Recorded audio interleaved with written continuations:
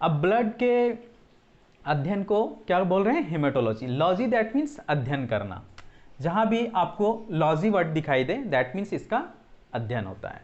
अब आइए, ये ब्लड जो है, ब्लड, ये अगर ब्लड के डॉक्टर हैं, अगर कोई ब्लड के डॉक्टर हैं तो उसे हम लोग क्या बोलेंगे?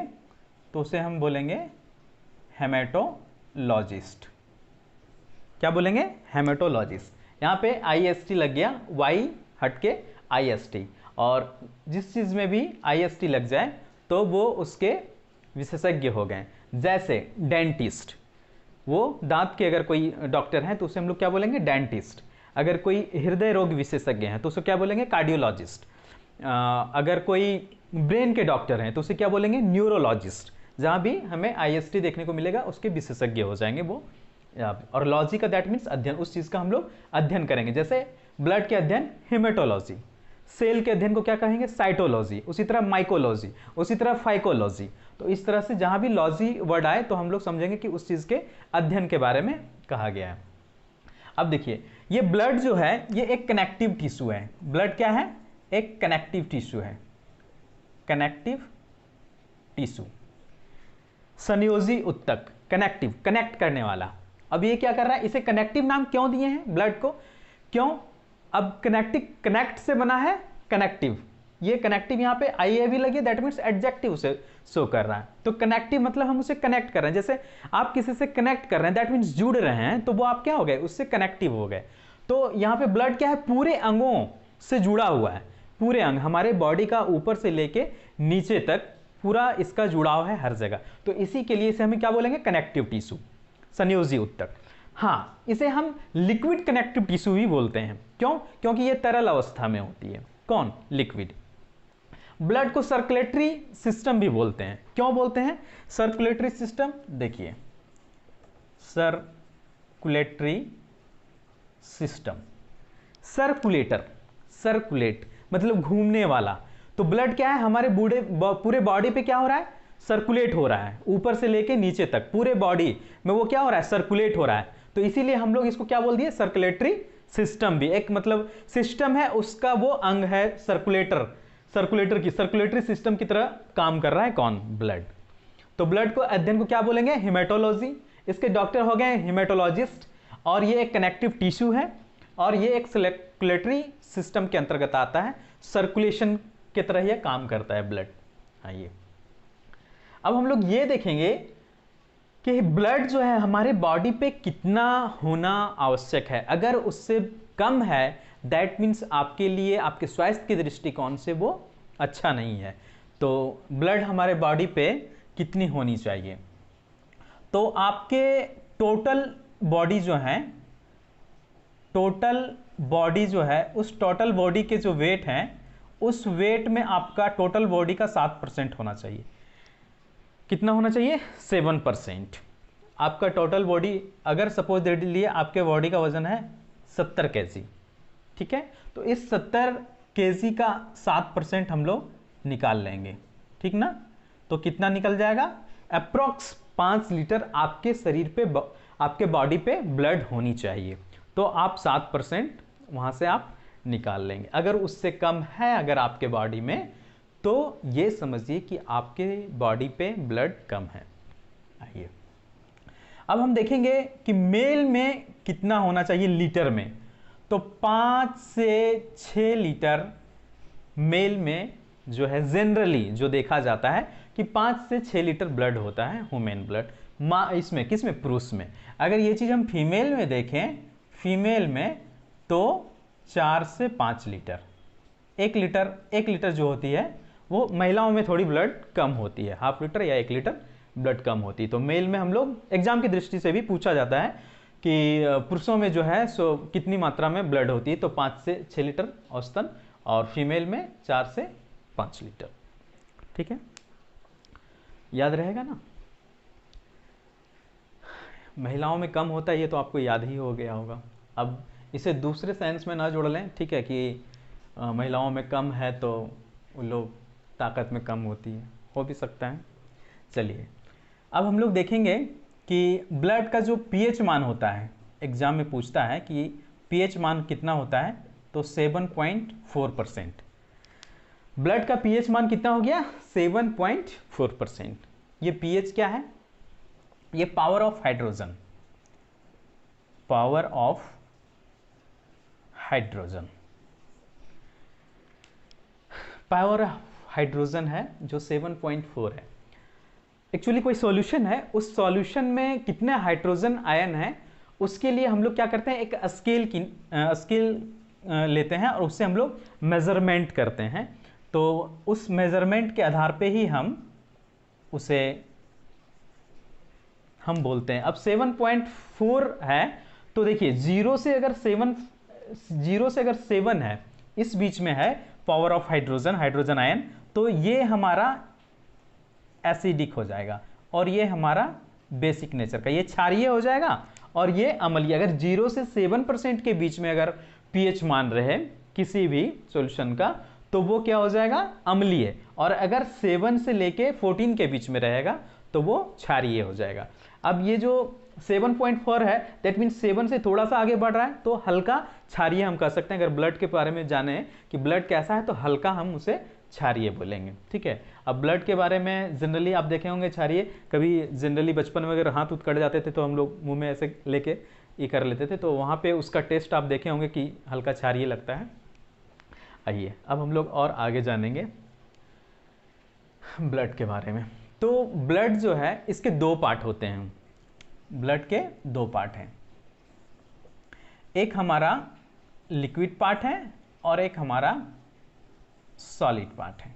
लिक्विड पार्ट जो होता है वो 55% और ये 45%।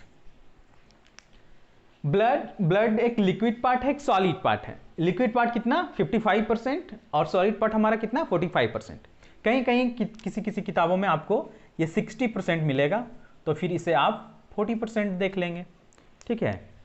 अगर ये 60% कहीं किताबों में मिलता है तो ये 40%, और अगर दोनों के कंपैरिजन करके लेके चलेंगे तो 50 to 65 इसको 50 to 60 इसको ले लेते हैं और 40 to 45 इसको ले लेते हैं ऐसे। अब ये लिक्विड पार्ट जो होता है वो क्या होता है, तो ये लिक्विड पार्ट जो है हमारा प्लाज्मा, और जो सॉलिड पार्ट है वो हमारे सेल होते हैं या इसी को कॉर्पुसल्स बोलते हैं, कनिका बोलते हैं हिंदी में, और ये सेल कोशिका। या तो इसे हम सेल बोलेंगे सॉलिड पार्ट को, या तो कॉर्पुसल्स बोलेंगे, कनिका बोलेंगे या कोशिका बोलेंगे। और ये प्लाज्मा जो हमारा लिक्विड पार्ट है और ये सॉलिड पार्ट है। अब हम लोग देखेंगे कि प्लाज्मा के बारे में जानकारी लेंगे और फिर सेल के बारे में जानकारी लेंगे। आइए ये प्लाज्मा, ये हमारा सेल या इसी को कॉर्पुसल्स बोलते हैं, कनिका। इसमें हमारा आरबीसी हो गया, डब्ल्यूबीसी हो गया और प्लेटलेट्स हो गया। तीन तरह के हमारे इसमें सॉलिड पार्ट में कॉर्पुसल्स होते हैं। आरबीसी को हम लोग रेड ब्लड सेल बोलते हैं या रेड ब्लड कॉर्पुसल्स भी, डब्ल्यूबीसी को वाइट ब्लड सेल भी और या वाइट ब्लड कॉर्पुसल्स, और प्लेटलेट्स को प्लेटलेट्स। हम लोग पहले प्लाज्मा को देखते हैं फिर हम लोग इस पार्ट को देखेंगे। आइए प्लाज्मा, ये हमारे बॉडी का लिक्विड पार्ट है। हमेशा ध्यान में रखना है कि ब्लड में दो पार्ट होते हैं, एक लिक्विड पार्ट एक सॉलिड पार्ट। लिक्विड पार्ट को क्या बोल रहे हैं हम लोग, प्लाज्मा, और ये हमारा जो सॉलिड पार्ट हो गया वो सेल या कॉर्पुसल्स हो गए। अब देखिए प्लाज्मा जो है, ये प्लाज्मा जो होता है ये हल्का लाइट येलो कलर का होता है। किस कलर का, लाइट येलो, हल्का पीला दिखाई देगा प्लाज्मा।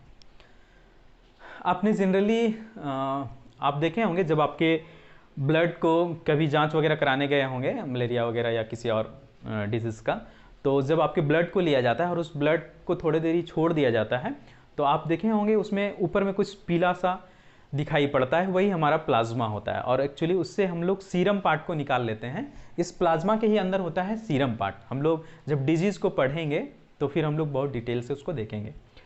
तो प्लाज्मा हमारा लिक्विड पार्ट है, ये लाइट येलो। ये लाइट येलो किस कारण से होता है, तो एक बिलीरुबिन नाम का पिगमेंट है, बिलीरुबिन। ये बिलिरुबिन क्या है? एक पिगमेंट है। क्या है? एक पिगमेंट। पिगमेंट को हिंदी में क्या बोलते हैं? रंजक, जो रंग प्रदान करने का काम करता है। हमने पिगमेंट को बहुत अच्छे से समझाया है, ठीक है। हीमोग्लोबिन जब हम बता रहे थे उस समय, जब हम लोग इसमें भी पढ़ेंगे, आरबीसी के अंदर हीमोग्लोबिन होता है और हीमोग्लोबिन के ही कारण ब्लड का रंग लाल होता है, और वो किस कारण से होता है? तो उसमें जो पिगमेंट पाया जाता है उसके कारण से। यहाँ भी जो हल्का लाइट येलो जो प्लाज्मा हमें दिखाई दे रहा है ना, तो ये प्लाज्मा जो हमें दिखाई दे रहा है हल्का पीला, वो किस कारण से? तो बिलिरुबिन के कारण से। हम लोग बिलिरुबिन को और डिटेल से पढ़ेंगे, डाइजेस्टिव सिस्टम। ये बिलिरुबिन जो हल्का पीला रंग का होता है, ठीक है, पिगमेंट है, और ये बिलिरुबिन के अवरुद्ध या बिलिरुबिन में ही कुछ गड़बड़ी होने के कारण हमारी पूरे बॉडी में जब फैल जाती है तो हमें जॉन्डिस नामक बीमारी हो जाती है, जिसे हम पीलिया नामक रोग बोलते हैं। तो पूरा हमारा चेहरा पीला हो जाता है इस बिलिरुबिन के कारण। हम डाइजेस्टिव सिस्टम में पढ़ेंगे कि किसके कारण से बिलिरुबिन हमारे पूरे बॉडी में फैल जाता है। इसलिए आप लोग क्लास मिस नहीं कीजिएगा, सारे क्लास को देखिएगा। तो प्लाज्मा जो है ये लाइट येलो है, ये, और इस लाइट येलो किस कारण से हो रहा है? तो ये बिलिरुबिन पिगमेंट के कारण हो रहा है, ठीक है। अब देखिए, अब हम लोग सेल में आ गए। यहाँ पे जो इसका सॉलिड पार्ट हो गया ब्लड का, उसमें है हमारा आरबीसी, डब्ल्यूबीसी, प्लेटलेट्स। अब हम लोग जानेंगे कि आरबीसी के बारे में जानेंगे, फिर डब्ल्यूबीसी के बारे में जानेंगे, और तब फिर हम लोग प्लेटलेट्स को जानेंगे। देखिए, आरबीसी, जिसे रेड ब्लड सेल या फिर रेड ब्लड कॉर्पुसल्स बोलते हैं, कनिका, रेड ब्लड सेल्स या रेड ब्लड कॉर्पुसल्स। ये आरबीसी जो है, इसी आरबीसी के अंदर जो है हमारा हीमोग्लोबिन पाया जाता है, और इस हीमोग्लोबिन के बारे में मैंने पिछले क्लास में बहुत ही अच्छे तरीके से हीमोग्लोबिन को डिस्क्राइब कर दिया है। आरबीसी, डब्ल्यूबीसी और प्लेटलेट्स में सबसे ज़्यादा अगर संख्या में पूछा जाए कि कौन सा है, तो हमारे ब्लड में सबसे जो ज़्यादा मात्रा में होती है वो आरबीसी ही होती है। ये मिलियन में होती है आरबीसी। क्या होती है? तो ये मिलियन में हमारे ब्लड में पाया जाता है आरबीसी, ठीक है। आरबीसी जिसके अंदर हीमोग्लोबिन है, और हीमोग्लोबिन का कार्य क्या था? तो ऑक्सीजन का परिवहन करना और कार्बन डाइऑक्साइड का, ठीक है। तो इस आरबीसी को हम लोग साइंस में किस नाम से जानते हैं? जनरल भाषा में इसे आरबीसी बोलते हैं, डॉक्टर लोग इसे बोलते हैं इरिथ्रोसाइट्स। इरिथ्रोसाइट। जब आप ब्लड की जांच कराने जाइएगा तो वहां पे आरबीसी के बारे में इरिथ्रोसाइट लिखा हुआ रहेगा, वहां आरबीसी नहीं लिखा हुआ रहेगा। तो आप इरिथ्रोसाइट जब देखेंगे तो बहुत अच्छे से जान जाएंगे कि ये मेरे आरबीसी के बारे में बताया जा रहा है। अब देखिए, ये आरबीसी जो है, ये आरबीसी का जो हमारे बॉडी में, जो हमारे ब्लड में आरबीसी है, इसका जीवन काल कितने दिनों तक होता है? अगर ये आरबीसी हमारे है तो इस कितने दिनों तक हमारे बॉडी ब्लड में जीवित रहता है? तो ये 120 दिनों तक। एग्जाम की दृष्टि से पूछता है कि इसका जीवन काल कितना है, तो 120 दिन। जीवन काल कितना हो गया? 120 दिन। और 120 दिन के बाद ये क्या होता है? तो ये डेड हो जाता है, और डेड होने के बाद ये कहाँ चला जाएगा? तो ये स्प्लीन में चला जाएगा, स्प्लीन में चला जाएगा, और लीवर में भी कुछ मर जाता है। स्प्लीन को हिंदी में क्या बोलते हैं? प्लीहा, लीवर को जिगर। अब देखिए, यहाँ पे ये आरबीसी सबसे पहले बना कहाँ? तो ये हमारे बोन मैरो में बना। कहाँ पे बना? तो ये बोन मैरो में बना। बोन मैरो के क्या बोलते हैं हिंदी में? तो अस्थि मज्जा। आरबीसी कहाँ बना? तो बोन मैरो में। बोन मैरो क्या होता है? तो हमारे जो बड़ी बड़ी हड्डियां होती है, लंबी लंबी हड्डियां जो होती है, इसके बीच में जो खोखले होते हैं, यहीं पे हमारा आरबीसी का निर्माण होता है। और ये आरबीसी बनने के बाद 120 दिन तक इसका कार्यकाल है। 120 दिनों के बाद ये मर जाता है। कहाँ पे मरता है? तो स्प्लीन में मरता है। स्प्लीन में मरने के बाद ये पुनः जीवित भी होता है, और जीवित होता है तो इस स्प्लीन में यहाँ पे रहता है, इसीलिए स्प्लीन को ब्लड बैंक भी बोलते हैं, ब्लड बैंक।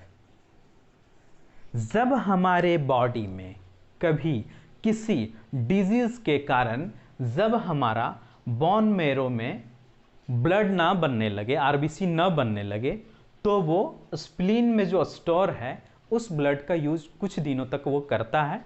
उसके बाद धीरे धीरे आप किसी भी डिजीज, वो कितना दिन तक ये ब्लड बैंक से वो ब्लड को पूरा बॉडी को देगा, यहाँ तो बन नहीं रहा है, तो कुछ दिनों तक वो ब्लड बैंक से अपना काम करता है बॉडी, और धीरे धीरे बॉडी हमारी डिटेरियोरेट होते जाती है और अंततः फिर हम अपने शरीर को खो देते हैं जब हमारा डिजीज अच्छे से ठीक ना हो पाता है।